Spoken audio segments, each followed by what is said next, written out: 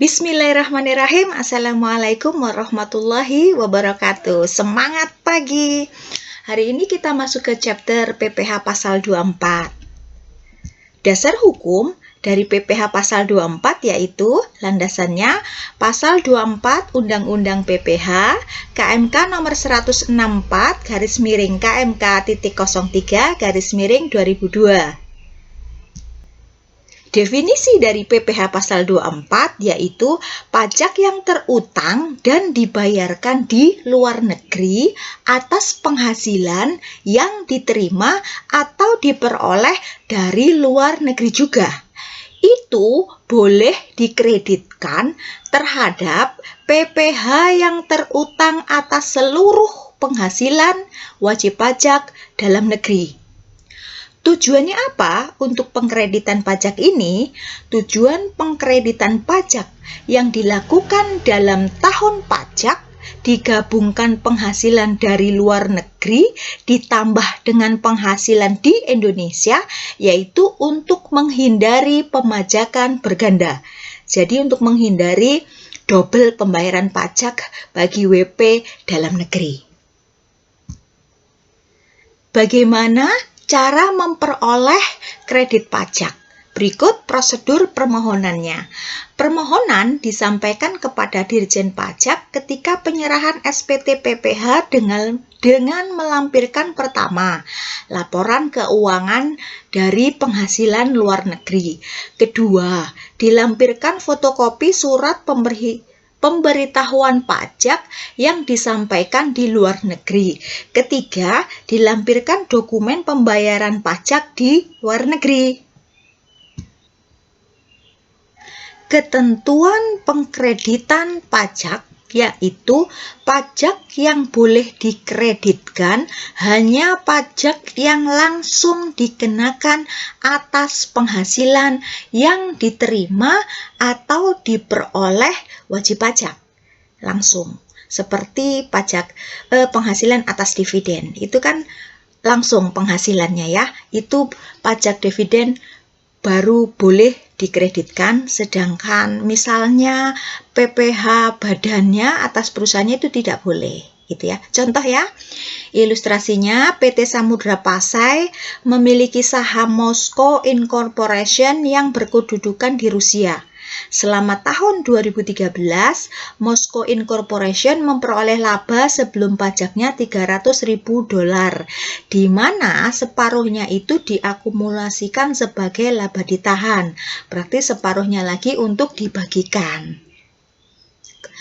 Tarif pajak yang berlaku di Rusia yaitu 15% untuk PPH badan, sedangkan untuk pajak dividennya yaitu 10%. Pertanyaannya, berapakah nilai kredit pajak yang diperoleh PT Samudra Pasai? Jawabannya, kita hitung dulu ya. Pertama, laba sebelum pajak Moscow Incorporation tadi $300.000 dikurangi dengan PPH badan. Tadi PPH badannya berapa persen?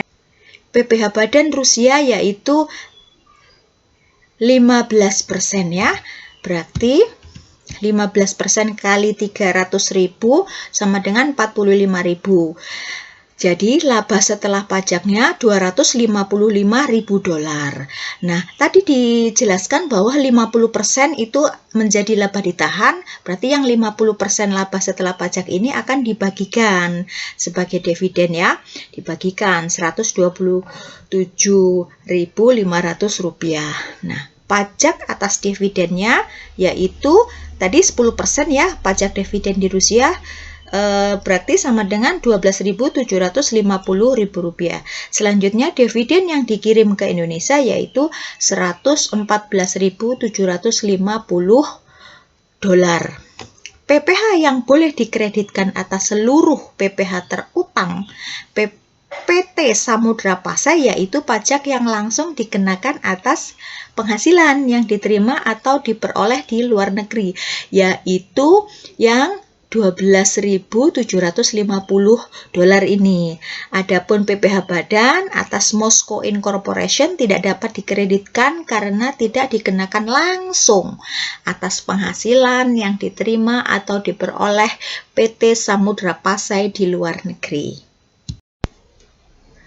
Penentuan negara sebagai sumber penghasilan di dalam perpajakan yaitu pertama, penghasilan dari saham atau sekuritas atau keuntungan pengalihan saham atau sekuritas lain, yaitu negara di mana tempat badan atau bursa efek yang menerbitkan saham atau sekuritas. Dan yang kedua, atas penghasilan bunga, penghasilan royalti, dan penghasilan sehubungan dengan penggunaan harta bergerak, misalnya sewa mobil. Nah, itu negara tempat pihak yang membayar atau dibebani bunga, dibebani royalti, dan sewa. Dan yang ketiga, penghasilan sewa sehubungan dengan penggunaan harta tidak bergerak. Contohnya sewa tanah dan bangunan atau sewa rumah. Atau sewa apartemen ya, bangunan ya, perkantoran banyak ya. Nah, itu negara tempat harta tersebut terletak. Keempat, penghasilan berupa imbalan terkait jasa, pekerjaan, dan kegiatan, yaitu negara tempat pihak yang membayar atau dibebani imbalan. Kelima, penghasilan BUT, yaitu negara tempat BUT menjalankan usaha atau kegiatan. Keenam, penghasilan dari pengalihan hak penambangan atau tanda pemberian modal kepada perusahaan penambangan, yaitu negara lokasi penambangan. Selanjutnya yang ketujuh, penghasilan atas keuntungan karena pengalihan harta tetap, penentuan negaranya yaitu negara tempat harta tetap tersebut. Dan yang terakhir, penghasilan atas keuntungan karena pengalihan harta yang menjadi bagian suatu BUT, yaitu penentuan negaranya sebagai sumber penghasilan, yaitu negara tempat BUT tersebut. Penentuan nilai kredit. Penentuan nilai batas maksimum kredit pajak dapat dilakukan tanpa harus melakukan penghitungan menyeluruh berdasarkan decision rule sebagai berikut. Pertama, jika tarif acuan pengenaan pajak di luar negeri lebih besar dari tarif pajak dalam negeri, maka besaran nilai pajak yang dikreditkan yaitu penghasilan negara X, yaitu penghasilan di suatu negara, di salah satu negara, di negara X ya, dibagi dengan PKP. PKP yaitu dibagi dengan total penghasilan yang diperoleh, yaitu penghasilan dalam negeri ditambah dengan penghasilan luar negeri, dikali dengan beban pajak sesuai pasal 17. Artinya dikali dengan beban pajak PPh pasal 25-nya. Berapa? Contoh ya, misalnya PT ABC yang berada di Indonesia ya, memperoleh penghasilan juga dari negara Australia sebesar $100 atau 100 juta gitu ya. Nah, PT ABC total penghasilan dari dalam negerinya misalnya 200 juta. Berarti total PKP-nya yaitu penghasilan dalam negeri 200 juta ditambah penghasilan dari luar negerinya yaitu tadi Australia 100 juta, berarti total PKP-nya 300 juta. Berarti 100 juta dibagi dengan 300 juta. Dikali beban pajak sesuai pasal 17-nya untuk Indonesia yaitu 25% dari total penghasilannya tadi kan 300 juta. Berarti 25% kali 300 juta sama dengan 75 juta. Berarti 100 juta dibagi 300 juta dikali 75 juta hasilnya 25 juta. 25 juta adalah besaran nilai pajak yang dikreditkan, itu batasan yang diperbolehkan dikreditkan. Itu kalau tarif PPh pasal 25 di luar negeri itu lebih besar dari tarif PPh pasal 25 dalam negeri. Itu menggunakan rumus ini, gitu ya. Dan yang kedua, jika tarif acuan pengenaan pajak di luar negerinya itu lebih kecil dari tarif pajak PPh pasal 25 dalam negeri, maka untuk jika mengalami rugi fiskal dalam negeri, maka besaran nilai pajak yang boleh dikreditkan yaitu beban pajak yang sudah dipotong di luar negeri. Berikut ketentuan khusus yang harus diperhatikan di dalam perpajakan berkaitan dengan penentuan nilai yang dikreditkan sebagaimana yang telah diperhitungkan sebelumnya, maka terdapat beberapa ketentuan khusus perlu diperhatikan, yaitu sebagai berikut. Pertama, unsur penghasilan yang dikenai pajak bersifat final tidak diperhitungkan sebagai penambah penghasilan dalam negeri. Ya, namanya juga final ya, selesai pada saat itu. Jadi tidak dapat diperhitungkan lagi. Kedua, kerugian di luar negeri tidak diperhitungkan sebagai pengurang penghasilan total. Ketiga, jika terjadi pengurangan atau pengembalian pajak atas penghasilan yang dibayar di luar negeri sehingga besarnya pajak yang dikreditkan di Indonesia menjadi lebih kecil dari perhitungan semula, maka selisihnya ditambahkan pada PPh yang terutang sesuai ketentuan. Dan yang terakhir, jika beban pajak yang dibayarkan di luar negeri itu melebihi nilai yang boleh dikreditkan, maka selisihnya itu tidak dapat dikompensasikan di tahun fiskal berikutnya. Berikut gambaran pemajakan berganda. Pertama yaitu alur pemajakan apabila tanpa ada kredit pajak.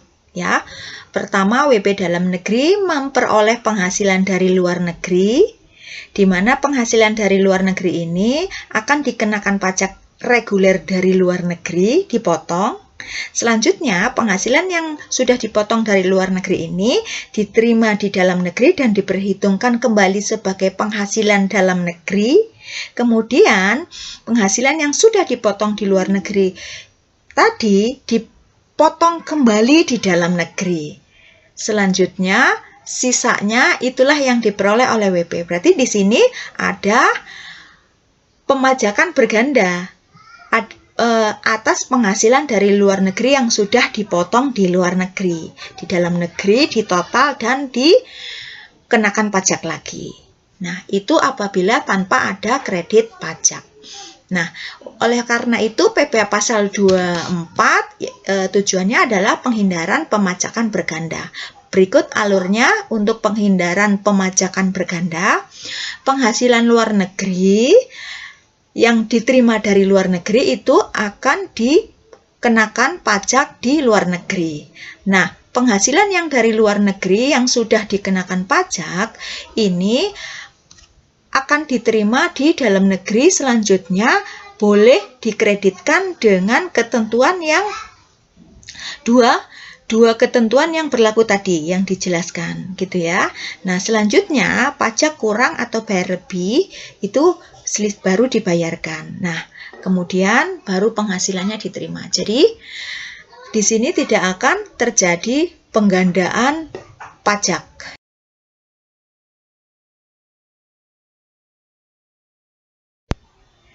Berikut ini adalah contoh persetujuan penghindaran pajak berganda atau P3B antara Indonesia dengan beberapa negara tetangga ya, seperti Singapura, Malaysia, China, Jepang, Korea Selatan, Amerika Serikat, Inggris, Swiss, dan Rusia, serta Australia. Untuk pajak atas penghasilan bunga, ini ya, Indonesia dengan Singapura itu pajak dikenakan sebesar 10%, Malaysia 15%, Cina 10%, sampai dengan Swiss 10%, Rusia 15%, Australia 10%. Nah, untuk pajak royalti dengan Singapura 15%, Malaysia 15%, Cina 10%, Jepang 10%. Nah, ini ya, Korea Selatan 15%, Amerika Serikat 10%, Inggris 10 atau 15%, Swiss 12,5%, Rusia 15%, Australia 10 atau 15%. Untuk penghasilan dividen atas portofolio itu semua tarif negara ini adalah 15%. Sedangkan untuk penghasilan dividen atas kepemilikan substansial, Singapura 10%, Malaysia 15%, Cina 10%, Jepang, Korea Selatan, Amerika Serikat, Inggris, dan Swiss 10%, Rusia 15%, Australia 15%. Untuk penghasilan atas pendapatan cabang perusahaan, Singapura 15%, Malaysia 12,5%, untuk Cina, Jepang, Korea Selatan, Amerika Serikat, Inggris, dan Swiss tarifnya 10%, sedangkan Rusia 12,5% dan Australia 15%. Tujuan adanya tax treaty ini adalah untuk menentukan alokasi hak-hak pemajakan dari suatu transaksi antara negara sumber, di mana negara tempat sumber penghasilan berasal, dan negara domisili, yaitu negara tempat wajib pajak tinggal atau menetap.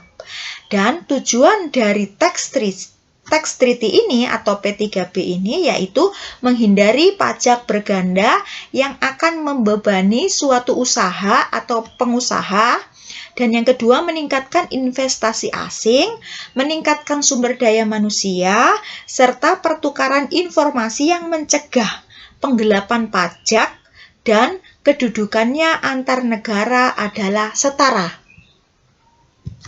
Dan untuk menentukan tarif pajak ini masing-masing ini untuk P3B ini atau tax treaty tentunya melalui prosedur persetujuan bersama antara Indonesia dengan beberapa negara ini. Ini hanya sebagian contoh saja.